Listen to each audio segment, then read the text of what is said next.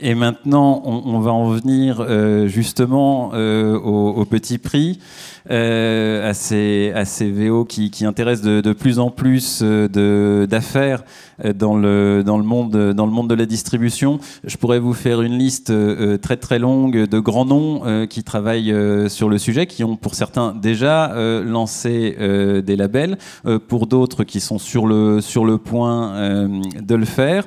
Et on a justement donc Monsieur Édouard Collin, que tout le monde connaît, du groupe Collin. Alors je rappelle quand même, le groupe Collin, c'est 4500 VN, 2000 VO, et Monsieur Collin aimerait bien que ce soit plus. C'est un groupe qui a intégré notre top 100 de l'Argus récemment, et qui vient d'être élu Dealer of the Year de Renault.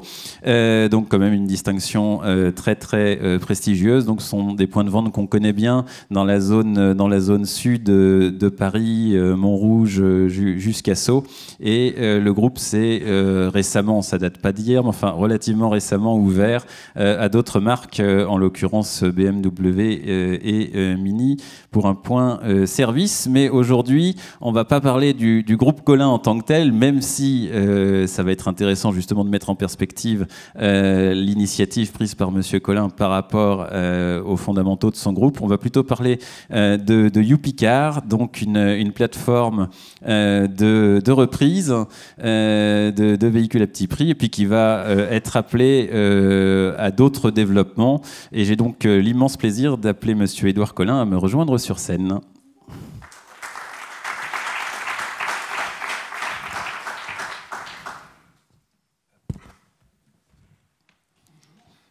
Bonjour Monsieur Collin, ça fonctionne? Oui, non. Alors, peut-être celui-ci. Voilà, bonjour. Alors, avant d'évoquer un premier bilan intermédiaire, est-ce que vous pouvez revenir sur la genèse de YouPicard, et notamment ce qui vous a amené finalement, parce que j'aime bien l'expression que vous employez, à dépasser votre rôle de concessionnaire? Alors en effet, on s'est rendu compte assez rapidement que notre marché en tant que distributeur automobile et représentant d'une marque française, c'est qu'il y avait tout un marché VO qui nous échappait. Et ce marché VO, qui était cédé entre particuliers, devenait stratégique pour nous, de plus en plus au vu des normes dont on vient de parler, de l'évolution sur les voitures neuves et voitures d'occasion. Et on voulait entrer sur ce marché-là. Donc, on a préparé, ça fait pratiquement un an, une marque avec un système de reprise, avec un moteur de reprise, qui allait nous permettre d'entrer sur ce marché de reprise, qui était plutôt un marché de C2C, et on souhaite devenir un acteur sur ce marché-là. Donc on a sorti un site de rachat de voitures, et que de rachat. Alors ça a étonné tout le monde, parce que le but, c'était bien évidemment, où tout le monde nous disait, mais non, mais vous pouvez pas faire que du rachat, le but, c'est bien évidemment d'aller revendre une voiture neuve derrière. Non. Le but, c'était, et c'est encore, de racheter une voiture simplement. Alors pourquoi? Parce qu'en fait, on est aux portes de Paris, et on voit très bien une grande partie des Parisiens en train de se dire que demain, ils n'ont plus besoin de voiture. Donc on voulait sortir ce business du business de la concession. Donc il n'a rien à voir avec nos concessions. Les vendeurs et les méthodes de rachat sont différents, et ce ne sont pas du tout les mêmes équipes. Voilà. Par contre, vous parlez de ce marché C2C qui échappe aux professionnels. Finalement, c'est assez historique, et ça fait un certain nombre d'années qu'on entend aussi bien des constructeurs que des distributeurs, que des consultants dire là, il y a peut-être quelque chose. Pourquoi vous vous êtes décidé, entre guillemets, maintenant et pas des années auparavant? Alors, étant aux portes de Paris, à chaque fois que n'importe quel ministre ou représentant de l'État parlait de la voiture dans Paris, on prenait un petit coup derrière la tête en se disant merde, on est en train de disparaître, donc il faut qu'on s'adapte. Et donc un des moyens qu'on a trouvé pour s'adapter, c'est de se dire au final, les Parisiens vont faire en sorte de vendre leur voiture, et ils ne vont pas forcément racheter une voiture. Et on a vu et on voit un certain nombre de clients qui souhaitaient juste simplement qu'on leur reprenne leur voiture, mais pas forcément qu'on leur vende une nouvelle voiture. Et ça, dans le modèle économique des concessions représentants de marque aujourd'hui, on peut le faire, mais c'est pas quelque chose de courant, et surtout on incite nos vendeurs à vendre une voiture, plus qu'à racheter une voiture. Et c'est là où on s'est dit qu'il y avait un créneau à faire, et il y avait un créneau à mettre en place, mais avec une structure dédiée, avec une marque dédiée et des équipes dédiées. Et en amont de cette table ronde, lors de la préparation, vous m'avez aussi dit que finalement il y avait la menace de nouveaux entrants. Alors je ne sais pas ce qu'il faut voir derrière cette lexie, mais à prendre en compte maintenant, et que si vous ne le faisiez pas, d'autres le feraient à votre place, quoi, hein. Oui, d'ailleurs il y en a plein qui l'ont fait. On n'a rien inventé, on a même été un peu lent à dégainer, parce qu'on a travaillé depuis 1 an sur ce site, et on en a vu plein d'autres arriver sur du rachat de voitures simplement. Nous, le but, c'était d'entrer sur ce marché spécifique C2C, c'était d'arriver juste avec de la reprise et pas forcément en positionnant une vente d'une voiture neuve ou d'une voiture d'occasion. Donc voilà comment on a structuré ça. On n'a pas des reprises, on n'a pas énormément de reprises. En volume, pour que ce soit transparent, on a un peu moins de 50 véhicules par mois. Là, aujourd'hui, on est une trentaine. Donc c'est quelque chose qui se fait tout doucement et dans le temps. Par contre, ces voitures-là, c'est des voitures dont on n'a pas l'habitude d'avoir dans nos stocks VO, sur lesquelles on a une demande, sur lesquelles il y a de la marge et sur lesquelles on ne savait pas faire précédemment. Donc c'est un nouveau métier pour nous, et c'est surtout des véhicules, et vous l'avez montré dans vos statistiques, c'est qu'en tant que concessionnaire, on n'avait pas forcément l'habitude de traiter ces véhicules-là. Nous, on faisait plutôt partie des concessionnaires où, au-delà de 50 000 km, on vendait à marchand. Et or, aujourd'hui, on a déplacé le curseur pour arriver simplement à revendre ces voitures directement auprès de particuliers. Donc, on a déplacé nos kilométrages moyens et nos valeurs moyennes de revente. Et vous dites que le point nodal de la relation avec ses clients, c'est le prix. C'est pour éviter ce qui est finalement assez répandu. Et quand l'Argus fait des études sur le sujet, j'ai eu l'occasion de le voir il y a quelques semaines, c'est assez révélateur, pour qu'il n'y ait pas une énorme déception entre un prix initialement annoncé et une fois in situ, un prix qui tout d'un coup s'est quand même déprécié, quoi. Donc oui, là, c'est le gros de votre travail aussi, hein. Alors, avec quels outils vous faites ça d'ailleurs ? Alors, nous, on a fait le pari de positionner le vrai prix et le juste prix au client, et de l'annoncer assez rapidement dans son processus. Par une fourchette, hein, c'est ça ? C'est ça. C'est-à-dire que vous rentrez par les matriculations. Les matriculations, on vous donne un certain nombre d'indications avec le kilométrage. Vous décrivez votre voiture et je vous donne une fourchette de prix. Prix minimum, prix maximum. Si vous allez sur les étapes suivantes, avec des photos et avec un descriptif un peu plus pointu, je crois qu'il y a 3 ou 4 étapes supplémentaires, je dois être capable d'arriver à vous donner un prix de vente ferme. Ça veut dire que ma fourchette doit être calibrée pour que mon prix de vente ferme tombe normalement dans la fourchette. C'est un peu le but du jeu. Mais surtout, je ne mens pas au client. Je ne vais pas lui dire que sa voiture vaut 10, et puis une fois avoir fait le tour de la voiture, on arrive à 5000. Le but, c'était de donner une véritable valeur au client. Et on se rend compte qu'en fait, en faisant ça, on se tire une balle dans le pied. C'est-à-dire concrètement, les clients, ils viennent sur le site, ils font la fourchette, et puis par rapport à d'autres sites, ils se disent « Ah non, ils sont mal placés ». Donc on ne les revoit plus pendant à peu près un mois, et ils font à peu près plusieurs sites, plusieurs cotations, et en fait, ils reviennent. Ils reviennent pourquoi ? Parce que sur les autres sites, le prix de tarification ou de reprise est plus élevé. Après, ils font le tour de la voiture et ils repositionnent tellement durement la voiture que le client, il signe pas. Et il se dit au final, mais le prix que YouPicker m'avait proposé, était pas très loin. Donc on voit des clients par rebond revenir. Alors certes, je dirais une perte de temps. Il y en a beaucoup qui se font prendre dans les filets d'autres sites, très clairement. Mais nous, notre objectif était de donner le véritable prix, ou en tout cas le prix juste au client. Donc pourquoi ? Parce qu'on voulait éviter le déceptif. Ça, c'était un point important, parce qu'aujourd'hui, quand vous avez sur les forums et sur les réseaux sociaux, il y a un certain nombre de marques ou de sites de rachat qui se font vraiment attraper par les clients, parce que les clients n'apprécient pas beaucoup ce jeu. Nous, encore, c'est pas le cas. C'est pas le cas parce que, justement, on essaye d'être très clair et d'être transparent avec le juste prix vis-à-vis du client. Voilà. Et quels outils vous mettez en œuvre ? Alors, les outils, bien évidemment, on est sur un certain nombre de cotations. On a un socle de plusieurs cotations. Sur ce socle, nous, on rajoute un moteur qui nous permet, en fonction de la rotation des stocks, de la rotation ou même du nombre de véhicules sur certains marchés, de repositionner les prix en plus ou en moins. Donc concrètement, aujourd'hui, sur la problématique essence-diesel, on regarde ça pratiquement tous les jours pour repositionner certains véhicules. On est clairement on est à la baisse sur du diesel en ce moment. Sur de l'essence, on en parlait à midi, c'est vrai je n'ai pas bien regardé, mais en effet, les valeurs sur les voitures essence ne sont pas en train de descendre, doivent être plutôt en train de stagner. Mais notre plus gros risque aujourd'hui, c'est bien évidemment sur les valeurs diesel. Même si, en termes d'image, c'est l'image qu'on donne au client, mais en fait, en fonction du besoin du client, il peut très bien avoir et devoir utiliser une voiture diesel quand il va en acheter une, en fait. Donc, étant porte de Paris, nous, on vit assez durement la politique gouvernementale sur l'essence diesel. On l'a pris de front. Maintenant, sur la revente, on voit très bien que le diesel se revend très bien en province et qu'il n'y a pas un problème. Il y a peut-être un problème parisien, mais il n'y a pas un problème français encore sur le diesel.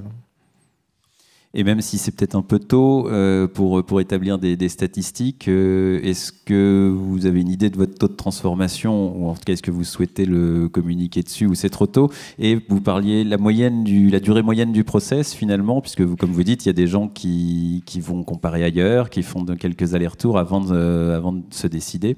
Alors, quelqu'un qui rentre sur le site et qui fait tout le process, c'est relativement rapide. Le but, c'est de faire de chez vous l'offre, de chez vous et en toute sérénité. Le but, c'est le slogan. Voilà, vous êtes sur votre canapé et puis vous pouvez faire toutes les étapes, contre quoi je vous donne un prix ferme.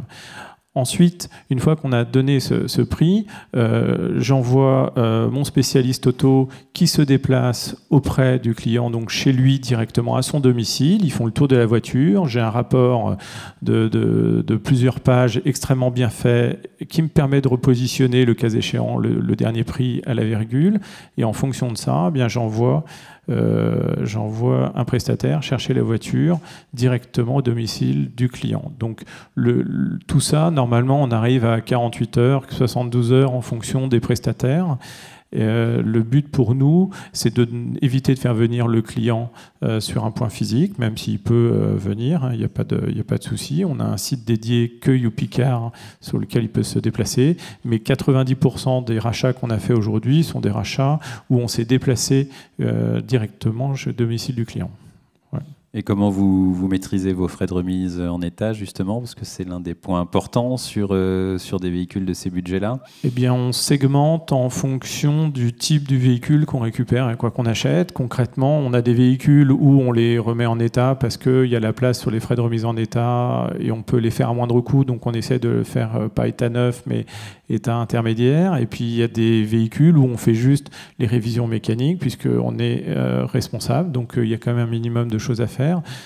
Et on les fait, mais on ne va pas plus loin. Donc, à la reprise de la voiture, on essaye de savoir quel type de frais de remise en état on va faire en fonction de la vente et de la destination de la vente qu'on va choisir après. Et par contre, contrairement à ce qu'on pouvait imaginer, en tout cas en observateur extérieur, vous dites que le spectre des voitures que vous devez gérer est relativement large et qui ne se limite pas à certains segments ou à certains positionnements prix. Non. Ce qui vous a surpris aussi, j'imagine? Oui, nous, ça nous a énormément surpris. Même s'il n'y a aucun lien avec les marques qu'on représente, eh bien, il faut savoir qu'on a un certain nombre de voitures allemandes. On était étonnés. On a un spectre très large qui doit être le reflet des clients. On fait de la publicité sur toute France et en ce moment, on est plutôt centré sur l'Île-de-France. Donc là aussi, on a des marques ou des éléments kilométriques qui varient en fonction de là où on rachète les voitures. C'est assez intéressant. On a des positionnements prix qui peuvent être différents en fonction des régions. Ça, c'est aussi intéressant. On voit bien qu'il y a des tensions sur certaines régions et moins dans d'autres. Donc il faut qu'on arrive à jouer avec tout ça et c'est un peu le débat en ce moment, c'est de viser juste en fonction des bonnes régions où les personnes ont besoin de revendre, en tout cas de céder ou de se faire acheter leur voiture. Et puis on voit que sur d'autres régions, ils ont besoin de diesel, ils ont besoin de cette voiture, donc on fait le lien. Et vous identifiez des dominantes dans la clientèle, justement, sachant que, bon, là encore, ce serait un échantillon parce que c'est relativement récent, mais sachant aussi, enfin, considérant aussi que c'est un parcours full web quasiment. Alors oui, on est full web complètement, c'est-à-dire du début à la fin, on fait l'ensemble de la transaction en ligne. On n'arrive pas à tirer de stats sur le type de client. Pourquoi ? Parce que la France vient perturber énormément. Il faut pas seulement segmenter sur la partie client, mais il faut rattacher ça aux régions. Et ça, on n'a pas assez de données ou de chiffres pour arriver à tirer des conclusions. Ce qu'on voit, c'est qu'il y a une corrélation, surtout en Ile-de-France, par rapport aux propos de l'État sur l'essence diesel, par rapport aux grèves. Clairement, c'était pas la bonne période pour acheter les voitures en Ile-de-France. Pourquoi ? Parce que les grèves sont venues perturber les gens qui voulaient céder leur voiture. Donc on était un petit peu en retard sur notre planning de reprise. Les gens ont souhaité garder leur voiture et on peut les comprendre. Donc on voit certains aléas ou une certaine corrélation avec des facteurs extérieurs à notre métier. Et alors, il y a une expression que vous avez employée aussi lorsqu'on discutait en amont de la table ronde, enfin du face à face, pardon, et qui m'a fait sourire sans mauvais esprit. C'est quel regard vous, Monsieur Collin, vous portez sur les gens qui vous disent très clairement, grosso modo, qu'ils sont déçus par les concessionnaires. Oui. Alors ça a été déjà ça fait jamais plaisir. Mais au-delà de ça, c'est de se rendre compte que moi, je baigne dans un environnement de marques et de concessions et de distribution automobile attachées à des marques, et donc il y a tout un marché qui ne passe pas par les marques, qui n'utilise pas les marques et les réseaux de concessions. Et ça nous a choqués, ou en tout cas. Pas dire qu'on a découvert ce marché-là, mais concrètement, oui, il y a énormément par rapport à mes confrères qui travaillent dans des réseaux sur lesquels il n'y a pas de marque automobile ou de représentation de marque, eh bien, on a des clients qui ne souhaitent pas rentrer dans une concession automobile et qui nous le disent assez vite et assez tôt. Et ça, je vous avoue que ça m'effraie parce que c'était pas du tout l'objectif. Le but était qu'on n'avait pas d'opposition à faire entre réseau de marque et cette manière de racheter les voitures, mais on se rend compte qu'il y a des clients qui ne souhaitent pas passer par des réseaux de marques, soit qui ont été déçus à un moment donné, soit ils ont perdu confiance, et donc il faut travailler ce lien-là différemment. En tout cas, nous, le but de YouPicker, c'est absolument pas de faire une opposition au réseau de marques. Nous, le but, c'est d'entrer sur ce marché-là avec une marque spécifique et détachée des marques que je représente en concession. Puis avec plus de liberté d'action aussi, d'une certaine manière, parce que YouPicker, c'est assez moderne. D'ailleurs, vous êtes assez fier du nom. Enfin, il y a pas mal de choses que vous auriez pas forcément pu vous permettre associer à l'une des marques que vous distribuez. Oui, et puis il faut le faire aussi en bonne intelligence. Nous, le but, c'est d'avoir une marque clivante, d'avoir quelque chose de différent de ce qu'on peut voir dans des réseaux de marques. Maintenant, je pense que le marché est assez grand pour pouvoir, en tout cas assez gros, pour avoir des acteurs différents, avec des positionnements différents et des choix et des marketing différents. Donc c'est exactement ce qu'on est en train de mettre en place. Ouais. Parce que les prochains jalons de développement du YouPicker, en fait, maintenant ça va être c'est un label petit prix pour revendre des véhicules qui va cohabiter avec le label petit prix de Renault. On n'est pas du tout en opposition par rapport à ce que vous venez de dire. Donc quel développement ça implique pour vous aujourd'hui ? En termes de développement, c'est plutôt un positionnement marketing différent avec la marque YouPicker qui arrive sur des prix plus petits, avec des prix inférieurs aux labels de constructeurs qui sont avec un certain nombre de points de contrôle, qui sont avec un certain nombre de garanties et avec un niveau d'état véhicule qui sont bien au-dessus de ce qu'on peut proposer avec le label YouPicker. Pour nous, YouPicker, c'est d'avoir des petits prix avec un niveau une situation ou un état qui soit pour une voiture parisienne, deuxième ou troisième voiture ou première voiture, mais qui ait déjà des bosses, qui soit pas nickel. J'ai pas X points de contrôle que j'ai vérifié. Elle est bien évidemment vendue avec une garantie minimum, c'est clair, avec un niveau de prix surtout qui me permet de faire le juste prix pour le client qui souhaite ce type de véhicule. On est bien évidemment plus kilométré, on est sur des véhicules à environ de 80 000 km. C'est pas du tout ce qu'on propose avec les labels constructeurs. Et là aussi, vous aurez des offres pas des offres, des méthodes de frais de remise en état très graduées, oui, et que vous proposerez en toute transparence. Oui, en fonction de la cible, hein, c'est ça. C'est-à-dire qu'on va mettre des niveaux de garantie ou d'état véhicule en fonction du client et en fonction de là où on destine la voiture. Oui. Et en termes de communication, qu'est-ce que vous envisagez? Parce qu'il faut se faire connaître. Alors, sur Internet, ça coûte relativement cher de bien apparaître. On le sait bien à l'Argus. Donc, comment vous envisagez Google, réseaux sociaux. On essaie d'être actif, d'être présent, de rebondir en fonction de l'actualité, en fonction des annonces. Alors pour l'anecdote, quand Anne Hidalgo prenait le micro et parlait, on était effondrés quand j'étais concessionnaire. Maintenant, quand elle parle, j'ai une petite lumière en me disant c'est bien, il y a des Parisiens qui vont vendre leur voiture et qui vont passer au ticket de métro. Voilà. Donc ça me permet d'avoir double casquette quand le gouvernement parle.